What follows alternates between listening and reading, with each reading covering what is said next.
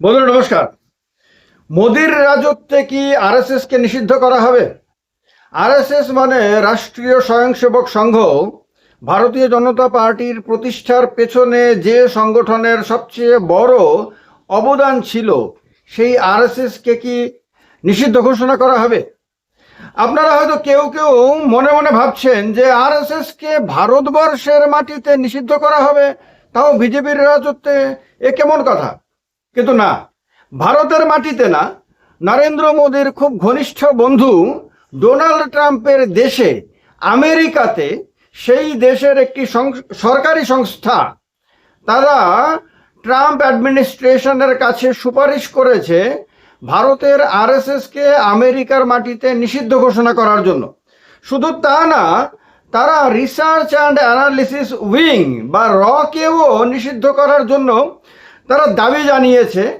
তার কারণে বিষয়টা নিয়ে এখন আন্তর্জাতিক মিডিয়াতে সংবাদ হচ্ছে এবং নানান ধরনের তর্ক বিতর্ক হচ্ছে।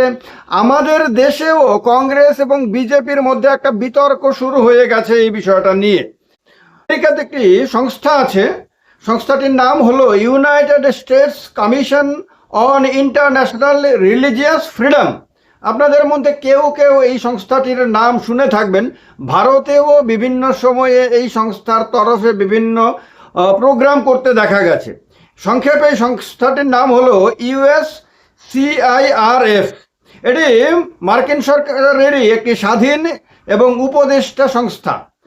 মার্চ 2026 সালের রিপোর্টে, মানে সম্প্রতি প্রকাশিত একটি রিপোর্টে, তারা ভারতীয় ধর্মীয় স্বাধীনতার পরিস্থিতি দিন দিন অবনতি হচ্ছে বলে অভিযোগ করেছে। তার কারণে তারা আমেরিকার সরকারকে পরামর্শ দিয়েছে যে যাতে আরএসএস এবং র এর মতন সংস্থাগুলোর সাথে যুক্ত ব্যক্তিদের সম্পত্তি বাজেয়াপ্ত করা হয় এবং তাদের আমেরিকায় প্রবেশ নিষিদ্ধ করা হয়। এই রকম যদি করা হয় তাহলে এটা প্রথম ঘটনা হবে এবং এর ফলে বিরাট রাজনৈতিক প্রভাব পড়বে। কীরকম প্রভাব পড়বে তা বলবো আমি আপনাদেরকে। যে প্রধানমন্ত্রী নরেন্দ্র মোদী তো আরএসএসের প্রচারক ছিলেন। অমিত শাহ থেকে শুরু করে ভারতের বর্তমান কেন্দ্রীয় সরকারের অনেক মন্ত্রী আছেন, অনেক মুখ্যমন্ত্রী আছেন আমাদের দেশে যারা আরএসএসের সঙ্গে যুক্ত ছিলেন বা যুক্ত আছেন। তাদেরকেও কি আমেরিকায় ভিসা দেওয়া বন্ধ করে দেওয়া হবে? তাদেরকেও কি আমেরিকায় প্রবেশ নিষিদ্ধ করা হবে? বা আমেরিকাতে যে সমস্ত ভারতীয় সংস্থাগুলো রয়েছে, মানে ভারতীয় বা হিন্দু সংস্থাগুলো রয়েছে, সেগুলোকে কি নিষিদ্ধ ঘোষণা করা হবে? অত্যন্ত ক্রুশাল বিষয়টা। অ্যাকচুয়ালি বলা হয়েছে যে সুপারিশ মানা আমেরিকা সরকারের জন্য বাধ্যতামূলক না। মানে ট্রাম্প ইচ্ছে করলে এই সুপারিশকে অস্বীকারও করতে পারবেন। তার কারণে এটা নিশ্চিত না যে ডোনাল্ড ট্রাম্প এটাকে কাজে লাগাবে। তবে অনেকে মনে করছেন যে নরেন্দ্র মোদীর নেতৃত্বাধীন সরকারকে চাপে রাখার জন্য ডোনাল্ড ট্রাম্প এই সুপারিশটাকে, মানে এই যে দাবিটাকে কাজে লাগাতে পারে, অনেকে মনে করছে। কারণ ট্রাম্পের সাম্প্রতিক কাজগুলোতে মনে হয়েছে যে নরেন্দ্র মোদীকে চাপে রেখে বিভিন্ন চুক্তিতে সই করিয়ে নেওয়ার একটা চেষ্টা রয়েছে, এরকম অভিযোগ আমাদের দেশে বিভিন্ন সময় উঠেছে।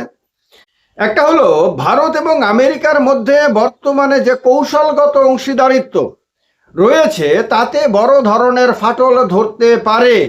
ভারত একে তার আভ্যন্তরীণ বিষয়ে বিদেশি হস্তক্ষেপ হিসেবে দেখতে শুরু করেছে। ভারতীয় বংশোদ্ভূতদের ওপরেও প্রভাব পড়তে পারে। আমেরিকায় বিশাল সংখ্যক ভারতীয় রয়েছে।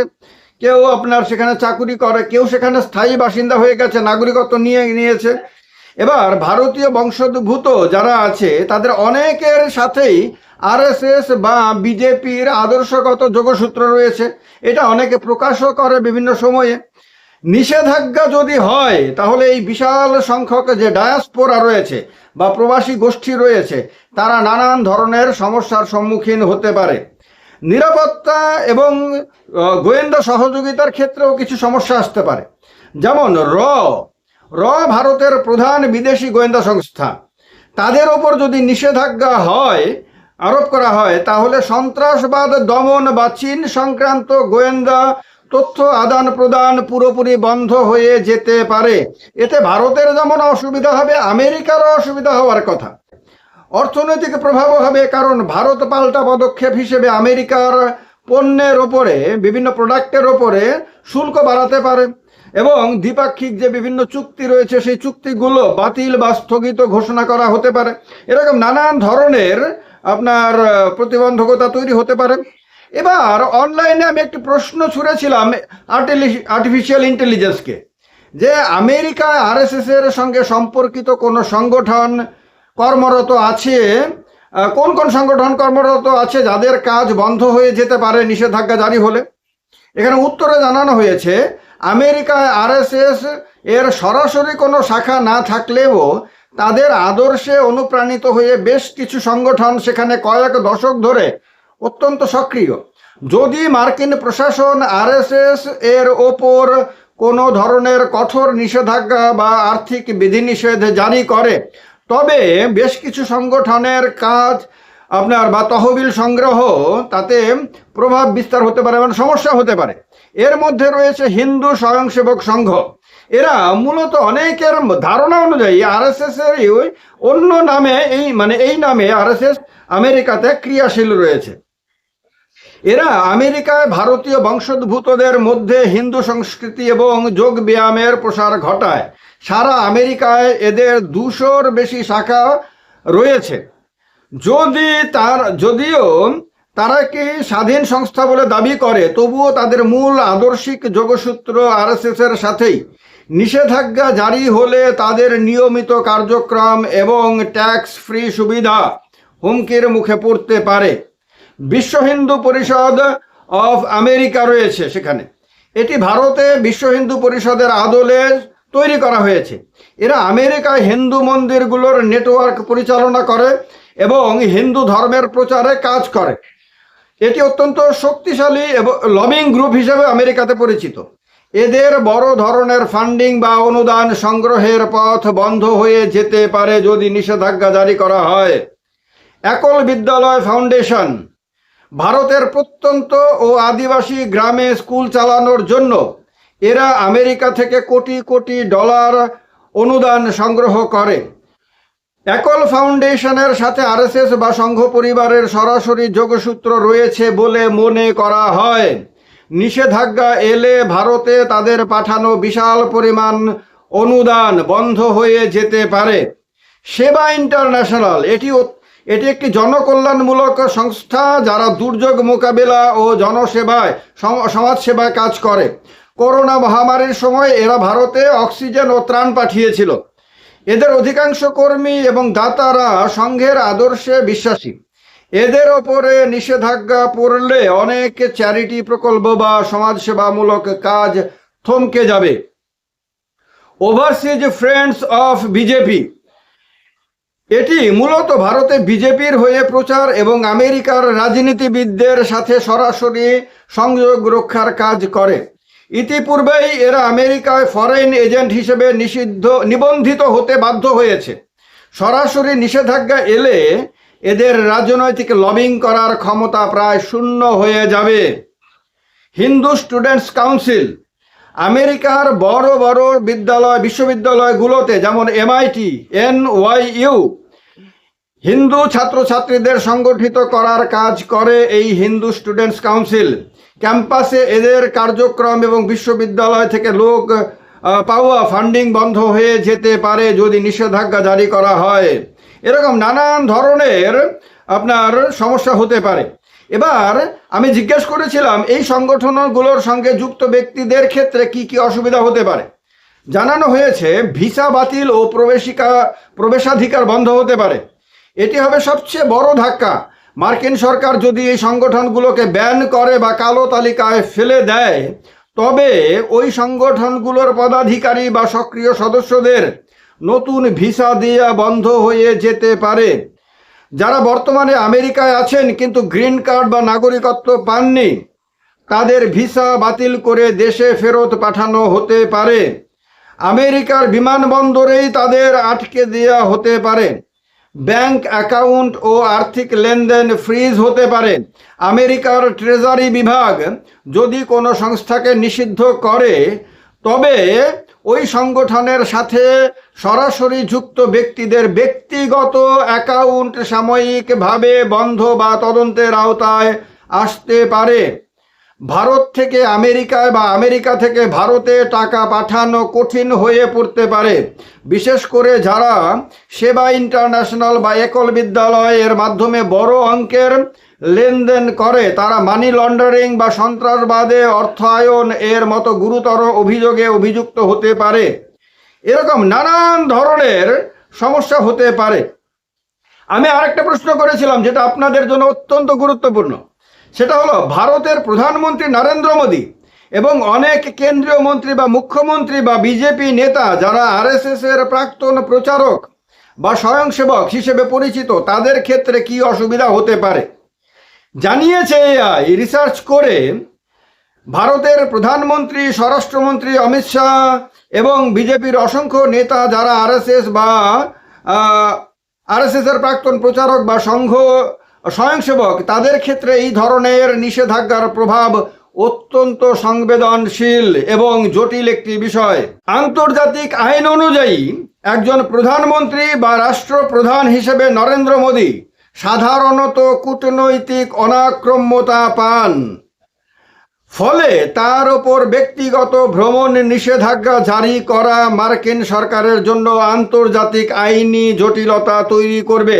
তার মানে প্রধানমন্ত্রী হিসেবে নরেন্দ্র মোদীর ভিসা বাতিল করার কোনো সম্ভাবনা আপাতত দেখা যাচ্ছে না, যদি নিষিদ্ধ করা হয় আরএসএসকে, সেই অর্থে আমি বলছি। তবে বলছে অমিত শাহ বা অন্যান্য কেন্দ্রীয় মন্ত্রী এবং মুখ্যমন্ত্রীদের ক্ষেত্রে এই অনাক্রম্যতা সবসময় কার্যকর নাও হতে পারে। অতীতে দেখা গেছে অনেক দেশের মন্ত্রীদের ওপর আমেরিকা নির্দিষ্ট কারণে নিষেধাজ্ঞা জারি করেছে। আমাদের দেশের যে ভারতীয় জনতা পার্টি, যারা মূলত আরএসএস এর সংগঠনের ওপর অনেকটাই নির্ভরশীল, এবং সেই নির্ভরশীলতা তাদের আমাদের দেশের রাজনীতিতে দেখা যায়, নির্বাচন এলে দেখা যায়। সুতরাং সেইগুলোতে তাদের সমস্যা হতে পারে, কারণ পৃথিবীতে সবচেয়ে শক্তিশালী দেশ, সবচেয়ে আর্থিকভাবে গুরুত্বপূর্ণ দেশ, সামরিক দিক থেকে গুরুত্বপূর্ণ দেশে যদি আমাদের দেশের কোনো সংগঠনকে নিষিদ্ধ করা হয়, তাহলে সেটা অন্ততপক্ষে প্রেস্টিজের ব্যাপার, তো অন্ততপক্ষে এইটুকু তো বিরাট ব্যাপার। আর আরএসএসকে নিষিদ্ধ করার যে দাবি আমেরিকার একটি সরকারি সংস্থা জানিয়েছে, সেই দাবি ওঠাটাই তো আরএসএস এর জন্য যথেষ্ট বিড়ম্বনার বিষয়, যথেষ্ট আপনার অসম্মানের বিষয়। আর এটাকে নিয়ে আমাদের দেশে বিরোধী দলগুলো, কংগ্রেস সমেত বিভিন্ন দলগুলো ইতিমধ্যেই প্রচার করা শুরু করে দিয়েছে। তারা আমাদের দেশে যে সংখ্যালঘুদের ক্ষেত্রে যে ধরনের বিরূপ আচরণ করা হচ্ছে বলে বারবার অভিযোগ উঠেছে বিভিন্ন জায়গাতে, যেমন এবার ক্রিসমাসের সময়ে বিভিন্ন আপনার শপিং মলে পর্যন্ত একটি সংগঠন যারা আরএসএস এর সঙ্গে শাখা সংগঠন হিসেবে পরিচিত, সেই সংগঠনের সদস্যরা গিয়ে ভাঙচুর টাংচুর করেছে, হুমকি ধমকি দিয়েছে। এগুলোর পরিপ্রেক্ষিতে আমাদের দেশে সংখ্যালঘুদের ওপরে নির্যাতনের অভিযোগ উঠেছে। এখন এই বিষয়গুলো তো আন্তর্জাতিক ক্ষেত্রে অনেক বড় বিষয়। এখন দেখার বিষয় যে ডোনাল্ড ট্রাম্প, এখন তো তিনি রাজনৈতিকভাবে যথেষ্ট চাপে রয়েছেন। ইরানের বিরুদ্ধে যুদ্ধ ঘোষণা করার পর থেকে আপনার ডোনাল্ড ট্রাম্প এতটাই চাপে রয়েছেন যে তার পক্ষে আর নতুন করে শত্রু বাড়ানো খুব কঠিন ব্যাপার হয়ে যাবে। তার কারণে ডোনাল্ড ট্রাম্প কি শেষ পর্যন্ত এই রকম বড় সিদ্ধান্ত নিতে পারবেন? আমেরিকার রাজনীতিতে এখনো পর্যন্ত অন্য কোনো রাষ্ট্রপতি যে সিদ্ধান্ত নেননি, সেটা কি ডোনাল্ড ট্রাম্প নেবেন? মানে আরএসএস কে নিষিদ্ধ করার মতন ব্যাপার। রয়ের ব্যাপারটাকে আমি আলাদা রাখলাম। আরএসএস যেহেতু রাজনৈতিক সংগঠনের সঙ্গে সম্পৃক্ত হিসেবে পরিচিত, সেহেতু আরএসএস এর বিষয়টা রাজনৈতিক দৃষ্টিভঙ্গিতে অনেক গুরুত্বপূর্ণ। যদি হয় তাহলে আমাদের দেশের মন্ত্রী, মুখ্যমন্ত্রী, তারপর কেন্দ্রীয় মন্ত্রী, প্রধানমন্ত্রী, এমপি, তারপর এমএলএ, যারা অনেকেই যারা আমেরিকাতে মাঝে মধ্যে বেড়াতে যান, তারা কি এরপরে যেতে পারবেন যদি এরকম নিষিদ্ধ হয়? যারা আরএসএস এর সঙ্গে সম্পর্কিত, অনেক প্রশ্নের উত্তর এখনো বাকি রয়ে গেছে, আগামী দিনে পাওয়া যাবে। তবে ভারত সরকার আমেরিকায় এই যে ইউএসসি আইআরএফ এর এই যে রিপোর্ট, তাকে সরাসরি অস্বীকার করেছেন। বিজেপির তরফ থেকেও আপনার এর তীব্র সমালোচনা করা হয়েছে। এখন আলটিমেটলি কি হয় দেখার বিষয়। ভালো থাকবেন। জয় হিন্দ, বন্দে মাতরম।